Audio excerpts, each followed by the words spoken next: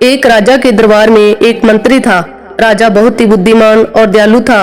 वह गरीबों की सेवा और दान धर्म के काम में रुचि रखता था, किंतु मंत्री अत्यधिक कठोर और कुटिल स्वभाव का था। राजा के दरबार में अनेक तरह के गुणी और विद्वान आते, किंतु राजा से बिना मिले ही लौट जाते। मंत्री किसी को राजा से मिलने न देता। यदि किसी तरह राजा से उनकी मुलाकात हो जाती तो वह मंत्री उनसे उल्टे सीधे प्रश्न कर यह सिद्ध कर देता कि वह मूर्ख है। विद्वान लोग अपने को अपमानित पाकर स्वयं भाग जाते।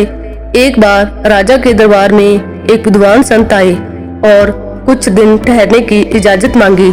जैसा कि मंत्री की आदत थी उल्टे सीधे सवाल पूछने की, तो वह संत से बोला, यदि आप हमारे प्रश्नों के ठीक ठीक उत्तर दे सकेंगे तो आपको ठहरने दिया जाएगा। संत ने स्वीकार कर लिया। अगले दिन सभा में राजा से आज्ञा लेकर मंत्री ने संत से प्रश्न किया, आप ईश्वर को मानते हैं? वह संत बोले, हाँ बिल्कुल मानता हूँ। मंत्री ने पूछा, तो बताइए वह कहाँ रहता है? संत ने उत्तर दिया, वह तो सर्वत्र विराजमान है। मंत्री बोला, इस समय है? संत ने कहा, हाँ। मंत्री ने फिर से पूछा, अच्छा तो दिखाइए वह कहाँ है? संत सोच में पड़ गए कि अब इस मूर्ख को कैसे बताएं कि भगवान कहाँ है। फिर संत ने मंत्री से पूछा, आप ईश्वर को प्रत्यक्ष देखना चाहेंगे या ध्यान में? मंत्री ने उत्तर दिया, हम प्रत्यक्ष देखना चाहते हैं। संत पूछा, एकांत में देखेंगे या सबके सामने? मंत्री बोला, सबके सामने। संत ने फिर कहा, अभी देखेंगे या ठहर कर? मंत्री बोला, अभी इसी वक्त। तभी संत ने अपना डंडा सीधा किया और उस मंत्री से कहा, समझ लो कि यह भगवान है, अब आप सामने आइए। मंत्री घबराकर पीछे खिसकने लगा। दरबारियों ने मंत्री से आगे आने की प्रार्थना की, किंतु संत के हाथ में तना हुआ डंडा देखकर वह डर के कारण आगे नहीं आया। राजा की आज्ञा हुई तो मंत्री को आगे आना पड़ा। तभी संत ने कसकर एक डंडा उसकी कमर में जमा दिया। डंडे के पड़ते ही मंत्री चीख उठा और ढेर बनकर जमीन पर लौट गया। यह देख दरबार में हलचल मच गई। राजा ने क्रोधित होकर संत से कहा, यह क्या बेवकूफी है? तो संत बोले, इसमें बेवकूफी की क्या बात है महाराज? राजा ने कहा, वाह खूब रही, एक तो बिना वजह डंडा जमाकर मंत्री की कमर तोड़ दी, ऊपर से पूछते हो कि क्या बेवकूफी की?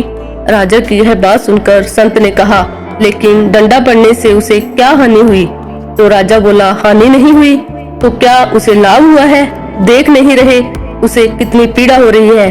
संत बोले, कहाँ है पीड़ा? राजा ने कहा, उसकी कमर में जहाँ तुमने डंडा जमाया। राजा की बात सुनकर संत बोले, ऐसे में नहीं मानता, मंत्री से कहिए कि वह अपनी पीड़ा को प्रत्यक्ष दिखाए।